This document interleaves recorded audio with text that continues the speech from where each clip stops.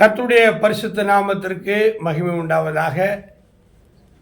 28வது நாளாக இந்த நாள் தேவனுடைய வார்த்தைகளை நான் பதிவு செய்கிறேன். தேவனுக்கும் எனக்கும் மிகவும் நெருக்கமாக அன்பாக இருக்கிற உங்களை நான் கர்த்தருக்குள்ளே வாழ்த்துகிறேன், மகிழ்ச்சி அடைகிறேன். இன்றைய தினத்தில் 3 தேவனுடைய ஊழியக்காரர்களை குறித்து நான் தியானித்ததை என் சக ஊழியர்களாகிய உங்களோடும் திருச்சபையினுடைய அன்பு பிள்ளைகளோடும் பகிர்ந்து கொள்ள நான் விரும்புகிறேன்.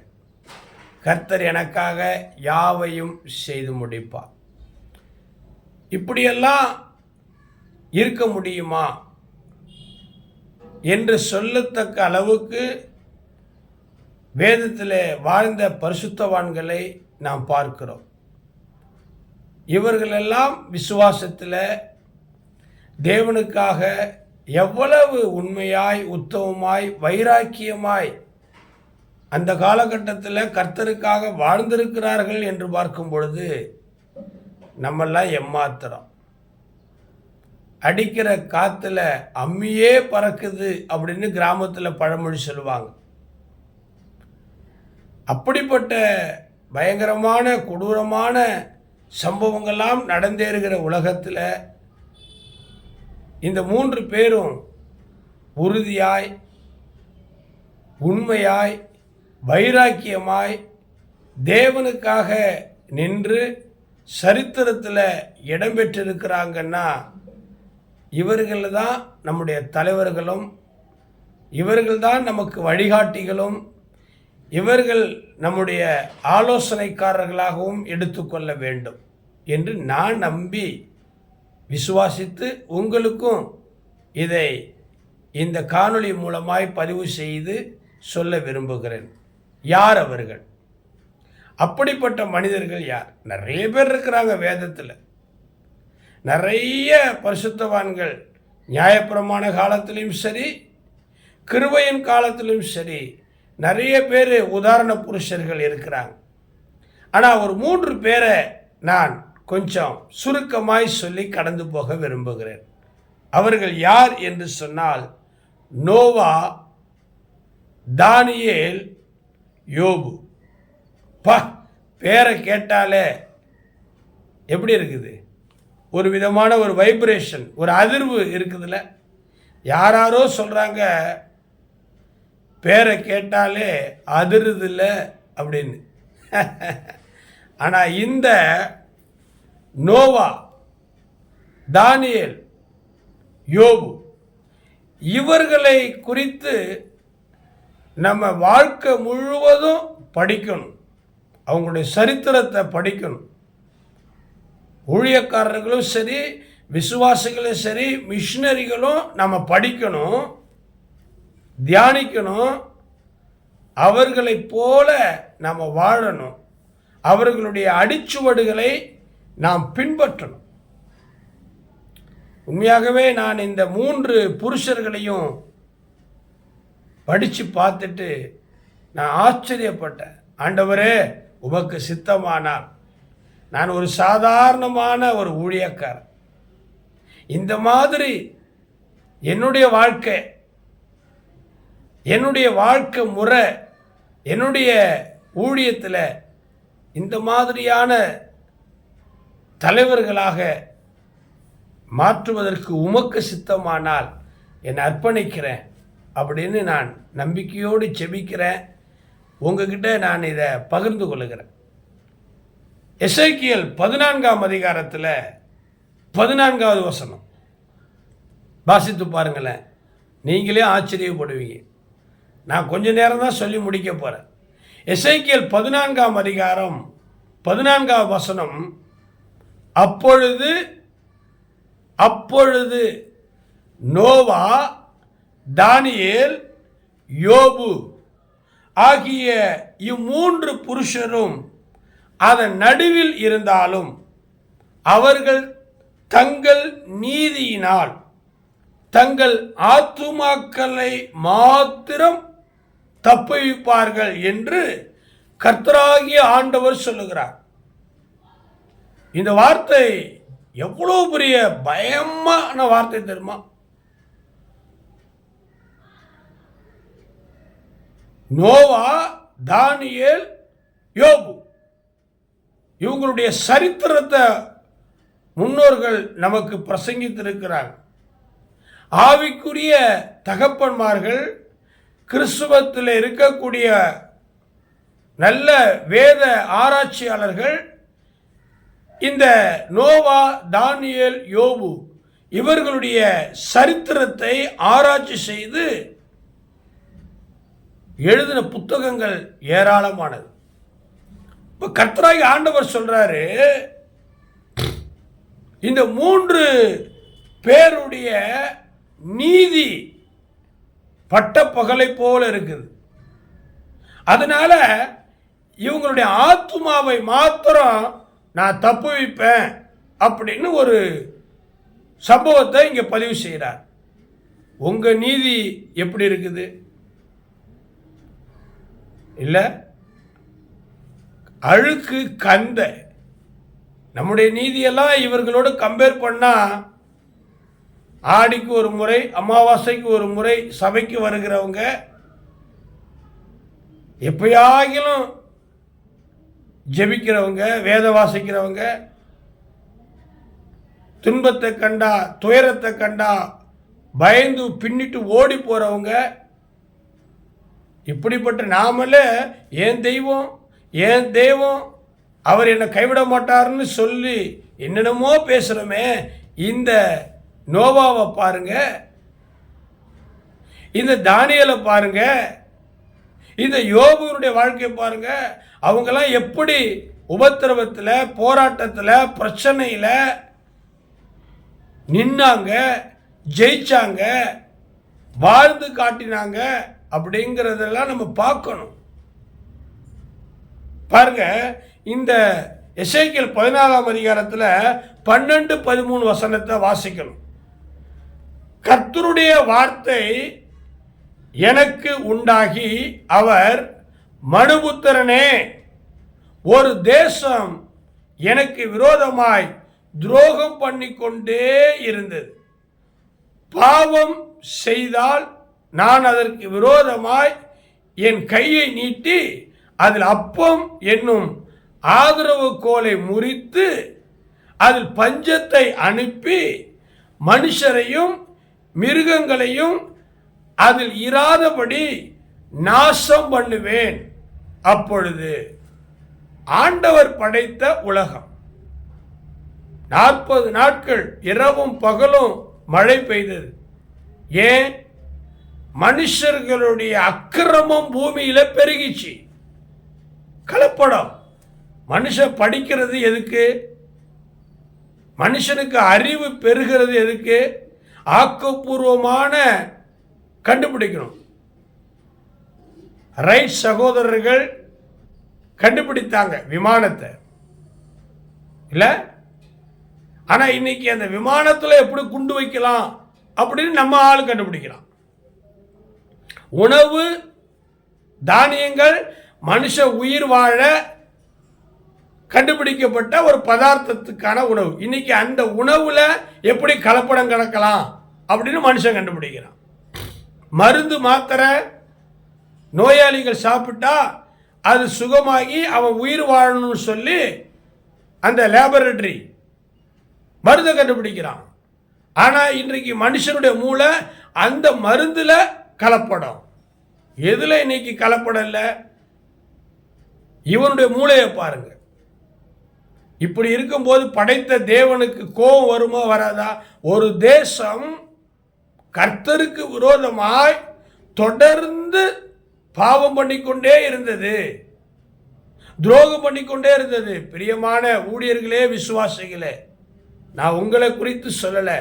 ஆனால் இதே போல நிறைய பேர் வேதத்தை சுமக்கிறவங்க, சபைக்கு போகிறவங்க, அல்லது முக்கியமான பொறுப்பில் இருக்கிறவங்க, இறைவன் இல்லை, யாக்கோபின் தேவன் கவனிக்க மாட்டாரு அப்படின்னு சொல்லி அதிகாரத்தை துஷ்பிரயோகம் பண்ணி லஞ்சம் வாங்கிறது, தவறான தீர்ப்பு சொல்றது, தவறான நியாயம் சொல்றது ஒருதலை பட்சமாக காணப்படுகிறது.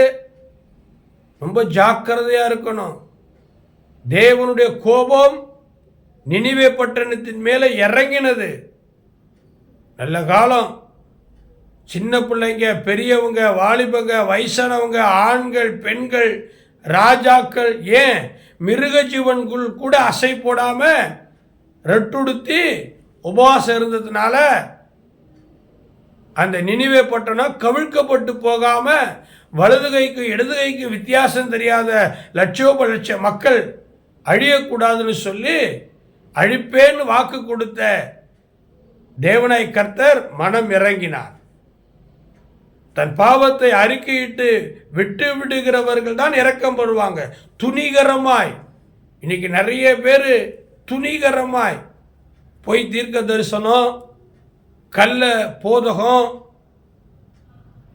தேவனுடைய ஆலயத்தில் திருட்டுத்தனமான காரியங்கள், உலகத்தில், அரசியலில், சினிமாவில், தொழிலில், வியாபாரத்தில் எல்லாவற்றிலும் துணிகரம்.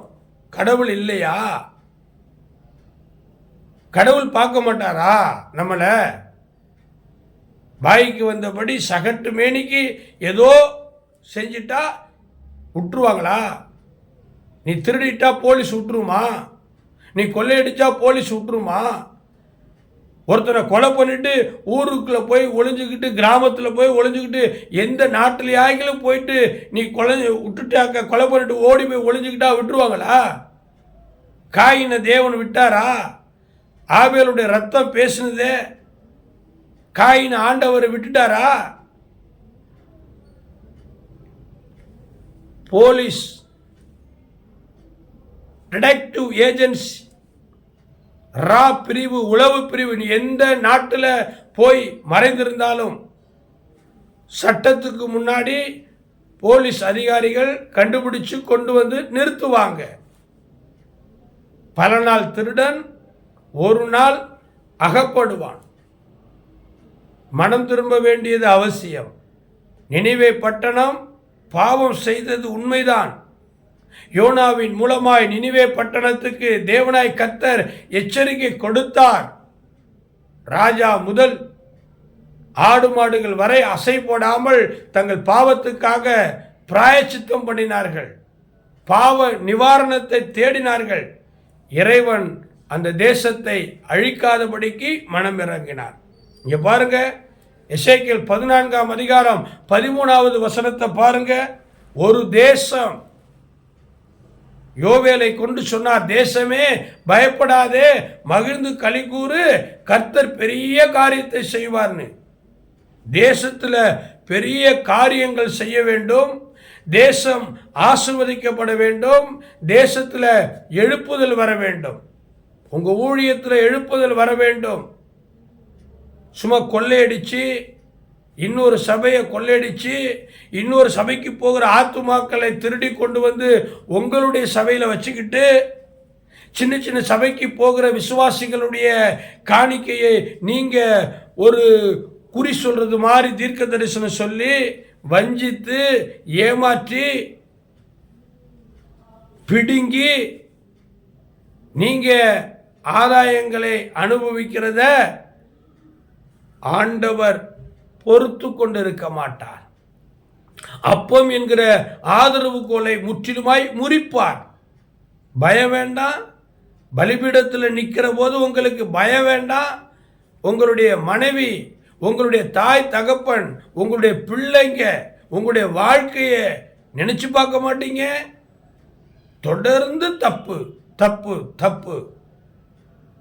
எத்தனை நாள் இப்படியே பண்ணிக்கிட்டு இருப்பீங்க?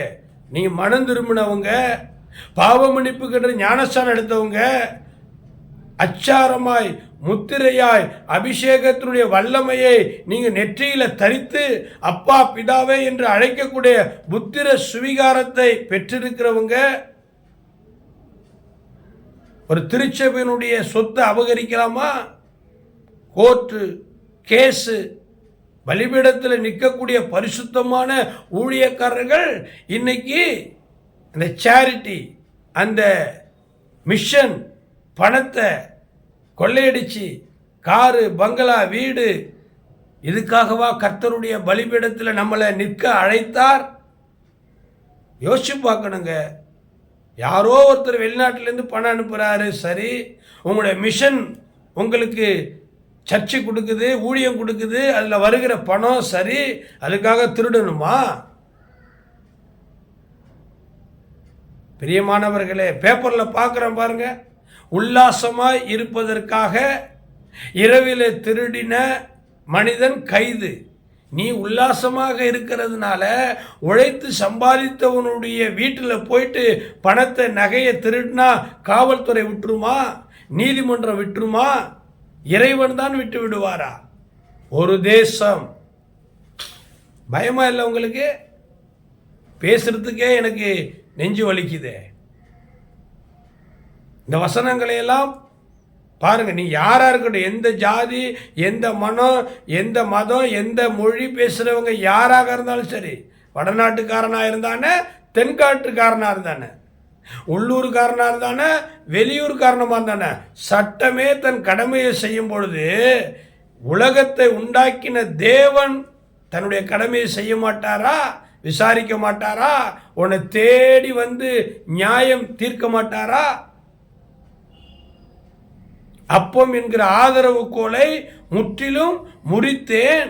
அங்க சொல்றாரு பாருங்க, அதுல பஞ்சத்தை அனுப்பி மனுஷரையும் மிருக ஜீவன்களையும் அதுல இராதபடிக்கு நாசம் பண்ணுவேன். அழிந்து போயிடுவோம். ஜாக்கிரதை. மந்திரம் பண்றது, சூனியம் பண்றது, பொய் சாட்சி சொல்றது, கெடுக்கிறது, இன்னொரு சபைக்கு போகிற விசுவாசிகளை தடுக்கிறது, உன் வீட்டுக்கு எடுத்து கொண்டாந்து வச்சுக்கிறது, யாரும் உங்களை கேட்க மாட்டாங்கிற தைரியமா நீங்க தான் கிறிஸ்தவத்துக்கு தலைவரா? உங்ககிட்ட ஒரு அரசியல் அதிகாரம் இருக்குது, ஒரு மினிஸ்டர் உங்களுக்கு சப்போர்ட்டு. பிரியமானவர்களே, யாருக்கு பயப்படுறோமோ இல்லையோ, தேவாதி தேவனுக்கு பயப்படுங்க. நீங்க தேவனுடைய பிள்ளைங்க. பாருங்களேன், இப்படி ஆண்டவர் சொல்லிட்டார், அழிப்பேன், நாசம் பண்ணுவேன்னு சொல்லிட்டார். ஆனா அதே தேசத்துல நோவா, தானியேல், யோபு, இந்த 3 பேர் இருக்கிறாங்க. அவங்கள ஆண்டவர் தொடமாட்டாராம், அவங்கள நாசம் பண்ண மாட்டாராம், அவங்கள அழிக்க மாட்டாராம். எப்படி? ஏன்னா நோவா எப்படிப்பட்ட விசுவாசம் உள்ளவர்? 40 நாட்கள் உலகத்தை அழிக்க வேண்டிய இறைவன் அந்த தேசத்தில் இருக்கக்கூடிய எல்லா மனுஷருடைய அக்கிரமத்தையும் பார்த்த இறைவன் நோவாவை நீதிமானாய் கண்டார். அவனையும் அவனோடு கூட இருந்த குடும்பத்தார் 8 பேரும் அவன் பலுகி பெருகுவதற்கு, பூமியை ஆண்டு அனுபவிப்பதற்கு கொப்பேர் மரத்தால ஒரு பேழையை இந்த விதமாக செய்யணும் ஒரு பிளான் கொடுத்தார். நோவா நீதிமானாக இருந்ததினால் கர்த்தர் கட்டளையிட்டபடியெல்லாம் நோவா செய்தாரு. அதனால நோவாவும் நோவாவுடைய குடும்பமும் அந்த அழிவிலிருந்து தப்பிவிட்டது. நீங்க தப்பிச்சிருவீங்களா? 1 2 பொய் பொய் பொய் பொய் உதடுகள் இனிப்பா அருவருப்பானதா? நோவாவை படிச்சு பாருங்க. அடுத்தது தானியேல். தானியேல் யாரு? தானியேலுக்கு விசேஷித்த ஆவி இருந்தது, விசேஷித்த ஞானம் இருந்தது. தரிசனங்களுக்கு, சொப்பனங்களுக்கு அக்யூரேட்டா பதில் சொல்லக்கூடிய ஸ்பிரிட்டு தானியேலுக்குள்ளே இருந்தது. அவன் ராஜாவுடைய அரண்மனையில் இருக்கும்போது சுகபோகமா வாழ்ந்திருக்கலாம். ராஜா சாப்பிட்ற சாப்பாட்டில் அவருடைய பாத்திரத்தில் பானம் பண்ணி இருக்கலாம். ஆனா அவன் அதில் பானம் பண்ணல, தன்னை தீட்டுப்படுத்திக் கொள்ள அவன் விடல. மரக்கரிகாய்களை சாப்பிட்டான். தேவனுக்கு பயந்தான். வழக்கமாய் கூடி வருகிற இடத்துல போய் உட்கார்ந்து 3 வேளை தானியேல் ஜெபம் பண்ணினார். தானியேலை குற்றப்படுத்துவதற்கு என்னென்னமோ சதித்திட்டம் பார்த்தாங்க. சிங்கத்தில் கெபியில போட்டு சிங்கத்தை கடிக்கணும்னு சொல்லி முயற்சி பண்ணாங்க. கர்த்தர் விட்டாரா? தானியேலை சிங்கம் கடிச்சுதா? சேதப்படுத்துனுச்சா? அவன் அழிந்து போனானா? நாசம் போனானா? இல்லை. உங்களையும் அப்படிதான். நீங்கள் அழிந்து போக மாட்டீங்க. தேவன் தெரிந்து கொண்டவன் மேல் குற்றம் சுமத்துறது நீ யாரு? பவுல் சொன்னாரு, நீதிமான் மீது ஒரு குற்றமும் சுமராது. நீங்க நீதிமானாவே இருங்க. பாவம் பண்றவங்க பாவம் பண்ணட்டும், அநியாயம் பண்றவங்க அநியாயம் பண்ணட்டும், அக்கிரமம் பண்றவங்க அக்கிரமம் பண்ணட்டும். பசியோ பட்டினியோ, பணம் இருக்குதோ இல்லையோ, உங்கள் சபைக்கு ஆத்துமாக்கள் வர்றாங்களோ இல்லையோ, உண்மையும் உத்தவமாய் நீங்கள் தானியேலை போல இருங்க. ராஜாவே தானியேலை காப்பாற்ற முடியல, ஆனாலும் தேவன் காப்பாற்றினார். யோபு சொல்லவா வேண்டும்? உத்தம சன்மார்க்கன். பிசாசு வந்து தேவனிடத்தில் யோபுவை வேலி அடைக்காத, நான் அவனுடைய உறுதியை உத்தமத்தை நான் உனக்கு டெஸ்ட் பண்ணுறேன், நீ வேலி அடைத்திருக்கிறதுனால தான் அவன் விருதாவாக உன்னை சேவிக்கிறான், அந்த பாதுகாப்பை எடுத்துரு. அந்த ஒய் பிரிவு, அந்த இசட் பிரிவு, அவனுக்கு இருக்கிற அந்த AK-47, ஆமாங்க, உங்கள் ஒவ்வொருக்கும் ஒரு தூதரை வச்சிருக்கிறார், ப்ரொடெக்ஷன் கொடுக்குறார், காட் ப்ரொடெக்ஷன். அதெல்லாம் நீக்கிடு. யோபுவை நான் ரத்தம் சதை தோல் எல்லாவற்றையும் நான் புண்ணு வர வைக்கிறேன், எல்லாத்தையும் இழக்கிறேன்னு சொன்னான். சரி, டெஸ்ட் பண்ணி பார்ப்போமேன்னு கர்த்தர் சாத்தானுக்கு ஒரு சான்ஸ் கொடுத்தார்.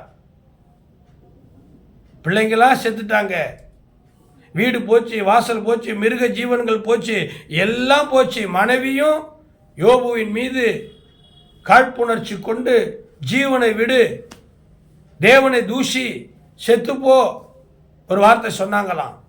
ஆனால் தேவன் அந்த உண்மையும் உத்தவமான யோபுவினுடைய ஜீவனை எடுக்கலை, உறுதியாக இருந்தார்.